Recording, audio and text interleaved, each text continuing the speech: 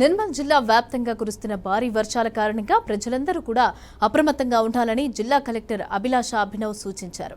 కడెం ప్రాజెక్టుకు వరద ఉధృతి పెరిగిన నేపథ్యంలో జిల్లా ఎస్పీ జానకి శర్మిలతో కలిసి సందర్శించారు. ప్రాజెక్టు యొక్క ప్రస్తుత స్థితిగతుల గురించి కూడా అధికారులను వివరాలు అడిగి తెలుసుకున్నారు.